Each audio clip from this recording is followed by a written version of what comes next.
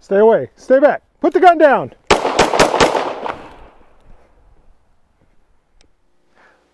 Hi folks, HR Funk here. I've mentioned previously that periodically I get requests from companies to review products that they manufacture, and nowadays periodically is on the lines of 2 or 3 times a week. And what happens is people in their advertising departments come across my channel and they think that it might be a way to get information about the product they are producing out to the world. So I'll get an email that goes something like this. Hey, recently we've come across your channel and we think you would be a great person to be able to review product X, whatever it might be. And we're going to send you a free example of product X for you to review on your YouTube channel. Please let us know your address, yada, yada, yada. And it's comical because I've gotten these sort of requests, it seems like, for everything from windshield wiper blades to toasters to whatever, coming across my email, and typically I just delete them away into oblivion for one of 3 reasons. Either I don't think any of you are going to have any interest in this product, whatever it might be, or I personally don't have any interest in whatever that product might be, or in some instances I might be interested in it, but I don't really feel that I have the knowledge or the background to be qualified to review whatever that product might be. And the product or the topic of today's video was one that was going to be kind of like that because I got a request from a company called Boblov, I believe that's the way you pronounce it, to review a body camera. And I am not a camera techie in any way. I obviously use cameras when I make the videos, but I don't know all the things there are to know about megapixels and digital storage in cameras or anything else. But the more I thought about it, the more I thought, you know, I do have a lot of background with body cameras based on the ones that I used during my law enforcement career. And really, during the course of my 36 years, I watched the evolution of camera technology in law enforcement work go from its infancy, when it was just a large VCR in the trunk of a cruiser with a camera mounted in the windshield to look at whatever was in front of the cruiser at any given time, all the way up to where we were using devices like this, where officers individually had the ability to record encounters they were having out on the street. And a lot of you have seen the videos that have come in that one incident or another has been recorded, and that video evidence is really important when it comes to prosecuting those cases or being able to determine what actually took place in an incident. And so I thought, in that context, I think I will go ahead and review this product. So I responded to that email and started a dialogue back and forth with the folks at Boblov. And here is the body camera that they are producing. So in this video, I'm going to be talking about the use of body cameras. I am going to talk about the features and functions of the Boblov camera that I have here, but I'm also going to be talking about them in a larger sense and how for non-law enforcement personnel, these might make some sense because they give you the ability to document what takes place in a situation you might find yourself in out on the street or even in your home. So here we go. And I'll start things off with a look at the Boblov body camera itself. By the way, I can tell there's a body camera in here because it says body camera on the box. So whoever designed the packaging had me in mind. Specifically, this is the Boblov M7 Pro body camera, and it comes along with several accessories. And of course, I have opened this so nothing is in its original packaging. There are 2 clips that come with this body camera to help you to be able to attach it to your person however it works best, and also a lanyard to go around your neck. And at first I thought this was a little silly, but it actually positions the camera pretty well, and I'll talk about camera positioning a little bit later.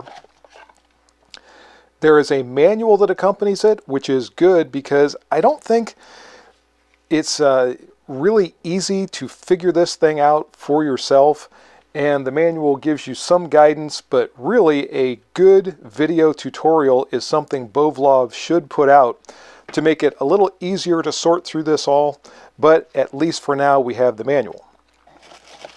I've not removed these yet, but there is a charging cord and a plug, a wall plug for the charging cord.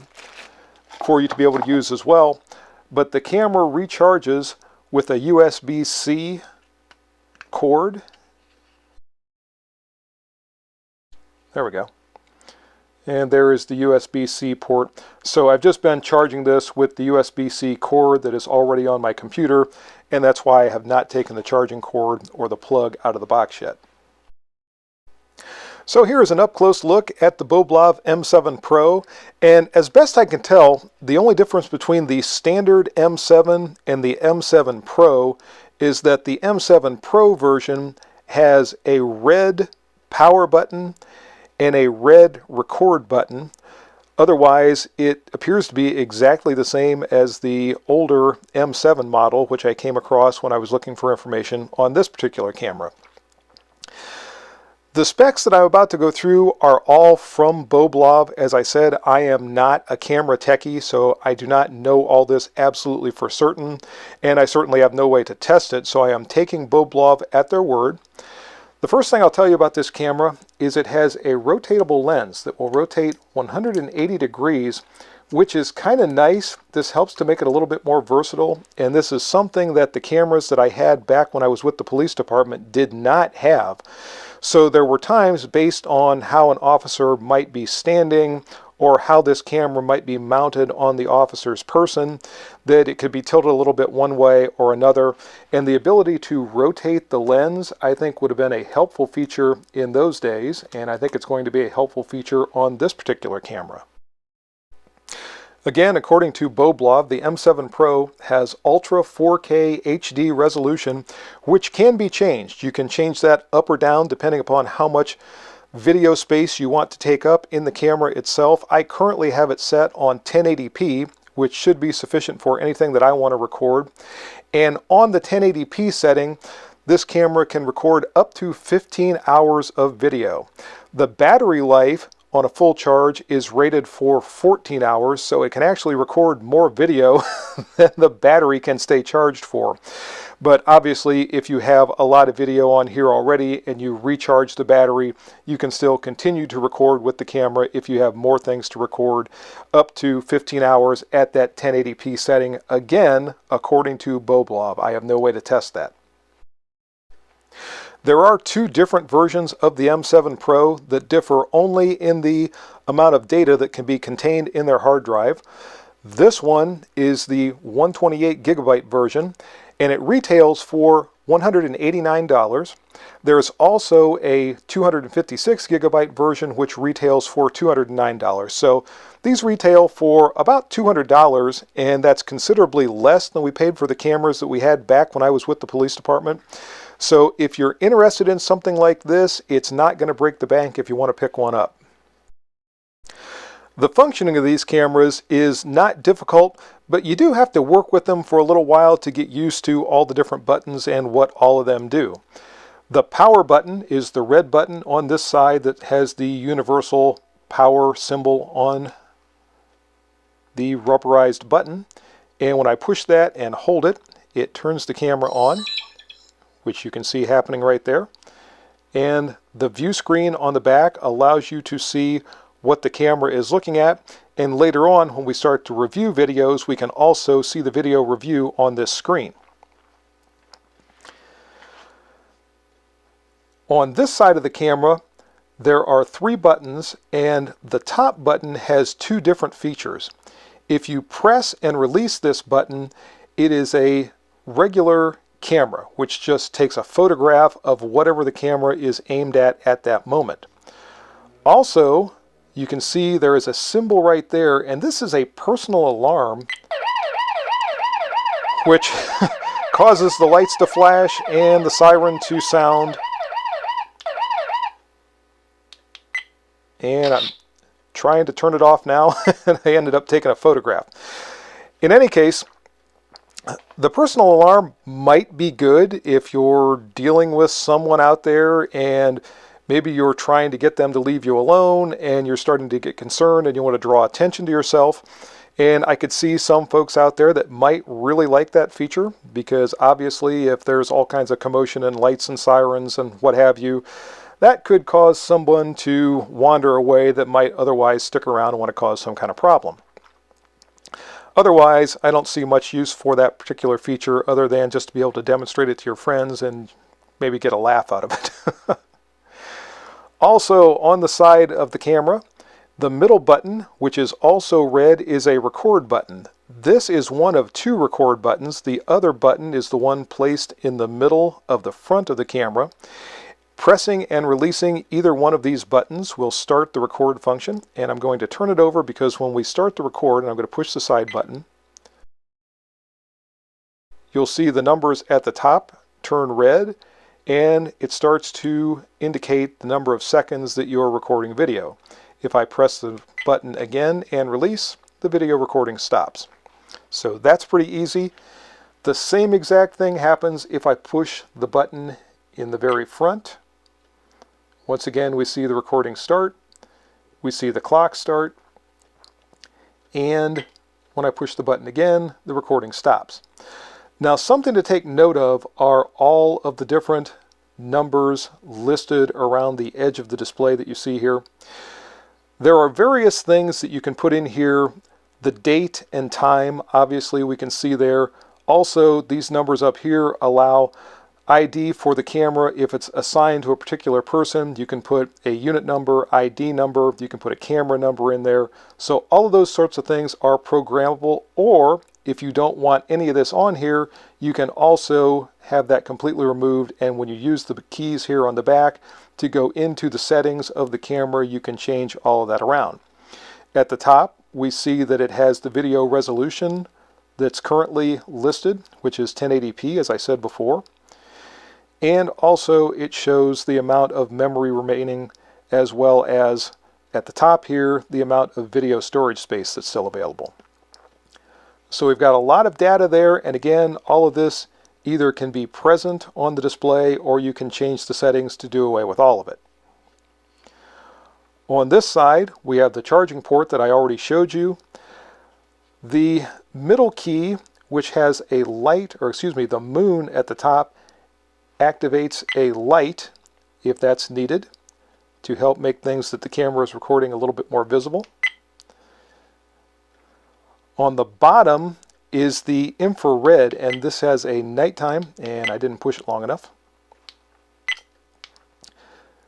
This is the infrared setting, which is going to be difficult to see, but this works very well in low light. And I'm going to show you a video shortly that I took in my yard when it was very dark outside, and you'll be able to see just how well this infrared setting works when you have very, very little light. And at the bottom, I already showed you, is the power on-off switch. So that's pretty much it for the controls on the camera that cause it to do the various things that it does. On the back, we have the keys that get us into the menu and the settings. And this is essentially a select button. These are up and down buttons that have a couple of other features, and this is a return or a back button. To get into the camera menu, I'll push that one time and you see that starts to bring this up. If I want to go to the settings, I simply press one of these other buttons which moves it over, or I can move it back. Once I do that, I can select and then move down through the various things, and this is where you change all of those things that I talked about before, where you have the video quality, the resolution, and let me work my way down through here. Video coding, sorry, I don't even know what that is. You can have a video pre-record or post-record. The continuous shooting is for the camera. If you press the button, it will take multiple photographs. And there's also a GPS function where, and I've read this in the manual, I'm sorry, I still don't understand it, but it can track the location where you are recording video. And again, this is something where I think a tutorial video from Boblov would be very helpful for people like me. You can reset your time zone, you can do loop recording, you can set the video duration, and it has motion detection, obviously. Record audio, and that was something I forgot to mention with the one button on this side at the very bottom, which is a microphone button. If you want to record audio only with no video, you can press that and it will record audio until the next time you press it, which is when the audio recording will stop. Date stamp, this is how you put that date and time stamp on there. And car mode, there is a mount for this camera that you can put on your dashboard, and you can use the camera like a dash cam. And to put it in that mode, you change the setting right there. So let me back up now and move over to the settings. We have an auto power on. The beep that you hear every time I push a button, if I turn the beep off, you won't hear that. We can change the language. The infrared switch, this will allow the infrared lights that I showed you a moment ago to come on automatically when the camera senses that the light has diminished to the point that it needs that low light capability. I have turned this off because I didn't like it. What happened was it was turning on when the light really wasn't that dark, and I didn't need that feature. So instead, I use the manual button on the side to be able to turn that on and off whenever I want it. And let me select this, and I will go down through these. Screensaver, you can have a screensaver on here to turn on or actually turn off this display at whatever time you want. Silent mode is something I like. If you put the camera in silent mode, when you activate it, first off, you don't hear any of the beeps. Also, when the camera is recording, this light changes to indicate that it's recording. If the camera is in silent mode, it doesn't do anything to indicate that it's on, which I kind of like, because there could be a situation where you're dealing with someone who realizes you are recording them and you have their image captured on a camera, and that could actually escalate a situation. Whereas if the camera is in silent mode, you can start a recording and hopefully not provoke a bad situation. The downside to the silent mode is you get no feedback when you push the record button to know for sure that the camera is recording. It would be nice if either there was a click that you could hear when you push this button, or that you could feel when you push it, or maybe that the camera vibrated a little bit. Just some sort of feedback to let you know that you are recording would be helpful when you have the camera in that silent mode.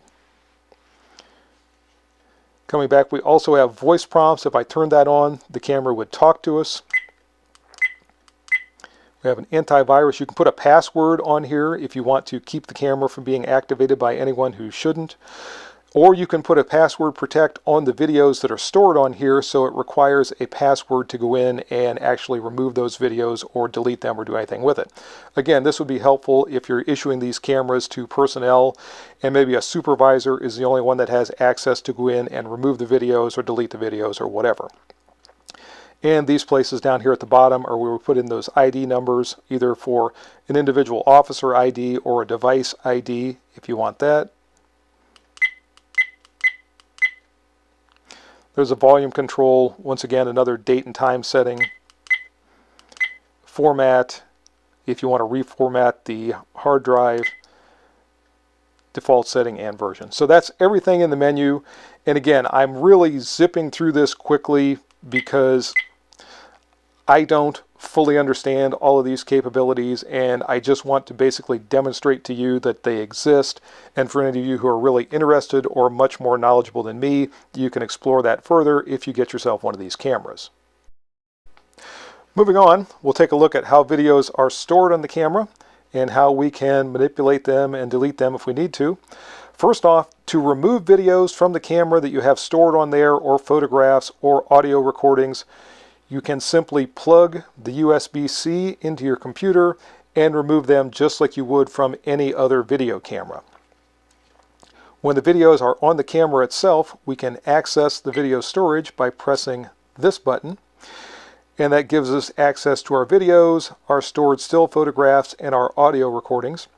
And again, using the select button, we can select this, and then using the up and down arrows, we can toggle through the various videos that are stored on the camera, and you'll be seeing some of these videos very shortly. I don't have any still photo. Actually, I do, because I took that one accidentally.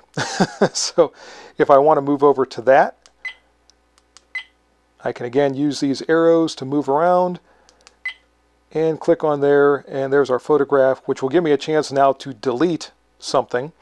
In order to delete something off of there, first we make sure we have it highlighted, press and hold the select button, this will bring up the erase this.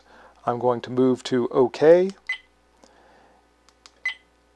And I just deleted that photograph. There are no audio recordings, at least I don't think there are. Maybe I should double check that.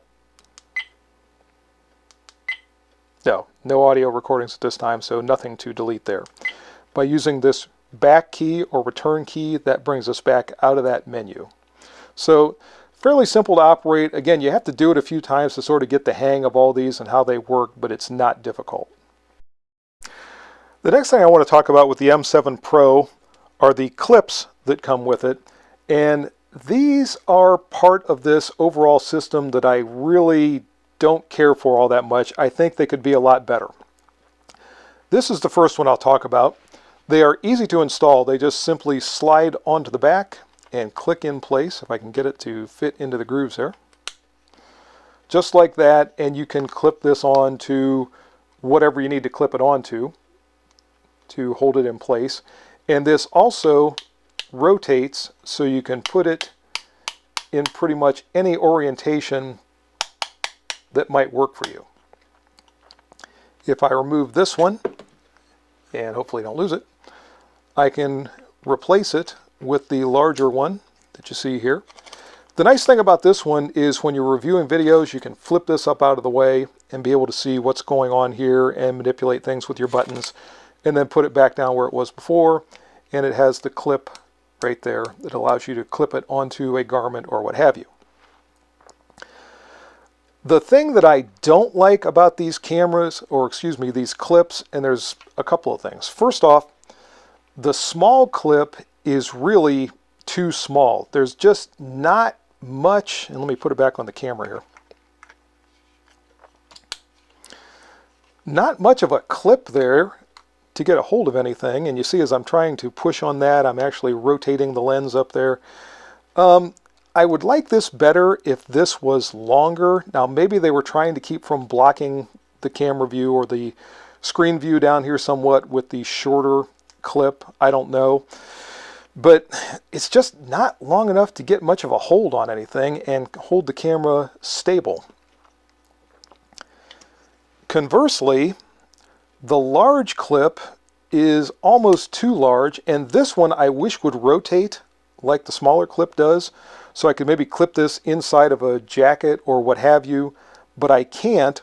The other thing I don't like is that even though you can move this and it has what I'll call ratchets or positions where it stops the rotation, there's nothing to lock it. And if I'm moving and I lean forward and the camera pushes against something, this can change, and all of a sudden now my camera is looking at the sky or whatever, and I might not even realize that. I would like this better if I could put it in the place that I wanted it and then lock it so it wouldn't move, and then if I needed to move it, unlock it and then get it out of the way or whatever. Same thing, I would like this to be able to rotate so I could turn it to the side if I needed to and use it that way. So those are a couple of my criticisms of the camera. I also wish this activation button in the front was larger. If it was the size of this entire area here where the Boblov logo is, I think that would be helpful. I was on the range the other day working with this camera, and trying to find this small button when my fingers were very cold was kind of difficult. I was able to do it, obviously, but it would be nice to have a larger button where I just basically know that if I hit the front of the camera, I'm going to be pressing that button and activating the camera. So how does the M7 Pro function? Overall, pretty well. I used some of the footage in my last video where I was talking about the Tizosh Stingray pistol, and I inset that in the shooting portion of that video. I'll put up a couple of clips of that as I'm talking here. And I've also used this quite a bit other times. When I went down to North Carolina a couple of weeks ago to my son's home, I took this along because I thought, you know, along the way, I'm traveling interstate. You never know what you're going to walk into, and there could be a situation where I want to document something. So I wore the camera on my jacket as we were traveling. Now, Mimi says to me, "Why are you wearing that? People are going to look at you like you're a weirdo." And I said, well, people look at me like I'm a weirdo already, so that's not exactly a new experience. And as it turned out, there was nothing significant that happened on the trip that caused me to record anything. but it was kind of nice to have. And I think that really is where something like this is going to be helpful.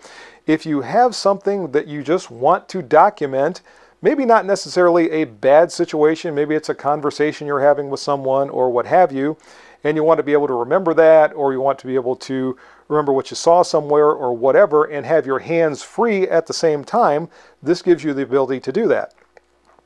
If you do find yourself in a bad situation where maybe someone is approaching you and you're not sure what they have in mind, they're making you feel uneasy or what have you, you can activate the camera. So if something does develop, like maybe this, stay away, stay back, put the gun down. Then obviously in such an instance you would have that video documentation on your side if you needed it. Because believe it or not, sometimes when incidents are being investigated, everybody doesn't always tell the truth. So having video on your side is going to help to show what your account is of the facts that took place are actually what occurred. Now obviously this is so long as what you're remembering coincides with what was recorded on the video. And this is an important distinction because sometimes under stress people will have perceptual issues or memory issues, and the way they remember things because of that stressful situation are not necessarily what the camera is showing. This is why it's so important for individuals who are investigating those types of circumstances to understand the concept of perceptual distortions. In any case, if you're in a low light situation, I want to show you some low light footage that I took the other night. And as I said earlier in the video, this was in my yard in the middle of the night when, of course, Chewy had to go out. And I took the opportunity to use the M7 Pro on the low light setting with the infrared lights. And this is what that looked like. And clearly we can see Chewy with no problem. And this is in a very dark portion of my yard. You might be able to see some lights off in the distance, but they do not illuminate this area at all. So this is in almost total darkness. I don't even think there was a moon this particular night, and you can see how well that infrared setting does. So again, the M7 Pro, or a body camera in general, gives you that ability to document circumstances as they're occurring. And I know that prosecutors that I've talked to in recent years talk more and more about how juries want video recording evidence. So any of this that you're going to have to back up your account of what took place in any kind of an incident is going to be to your benefit, as opposed to relying on witnesses who may or may not remember things correctly, who may or may not, for whatever reason, want to relate things as they actually did occur. And obviously, if you're relying on a bad guy to tell things exactly the way they went, that might not happen. So having that video recording on your side, again, I think is just going to be good insurance for you in that type of a situation. Okay, there's another quick point that I want to make, and you police officers out there, back me up on this, because you're going to agree that when you're using a body camera, the camera only sees what it sees. And there has been more than one police officer who has been involved in a situation and they believe they have all the evidence they need on the body camera, only to find out that they were turned slightly the wrong direction and didn't capture that recording, or a garment got in front of the camera and what they thought the camera captured was not actually recorded. So be aware of that and consider that with your positioning of the camera on your person. One of the things we had to talk about when we first got body cameras as police officers was where exactly we were going to put them so they would be able to capture the images we wanted without having things in the way. For example, if you're coming up in a classic shooting stance and your camera is right here and the only thing that it shows is the inside of your arms, it might not show what the bad guy was doing at that point in time, and that could be crucial evidence. So again, be aware of that. I took some video out at the range the other day with the camera down here with my belt, and because this lens can be angled upward, I angled it upward slightly, and that gave me a pretty good view of my bad guy. Now, you couldn't see as much what I was doing, couldn't see my arms as well and things like that, but I'm not sure that's quite as crucial because it's going to be obvious what you did when that incident is being investigated. So just be mindful of that, think about that.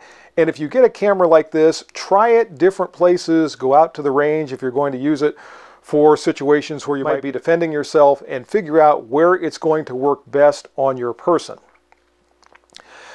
Also, for those of you out there who are video content creators, I did mess around with this thing a little bit to try to see if there were some things that I could do on the range that are not necessarily maybe what the camera was intended for, but would maybe give me a little bit of help with some of the things I do in the videos. And one of the things that I did was rotate the lens so it was in this type of an orientation, and I actually clipped this to my ear protection, and I was able to take video as I was shooting a drill out there. I'll put that video in now so you can see what it looked like. So it gives us a little bit of different perspective with the video that we're recording while we're out at the range. So in any case, that is my review of the Boblov M7 Pro body camera. If you have any questions or comments about this video, as always, make sure you forward those to me. Remember, if you purchase anything from Optics Planet, be sure to use my discount code, which is... And if you use that discount code, it's good for 7% off your purchase from Optics Planet. Also, remember the discount code from House of Pain. You can go to House of Pain Armament or House of Pain Munition and use my discount code there, which is HRFunk, and that'll save you some money off your purchase from House of Pain. And don't forget the Target sponsor for the channel. Go to Target's online, check out their inventory, and see if they have anything that's going to meet your Target needs. See you next time, folks. And until then, good shooting. Bye-bye.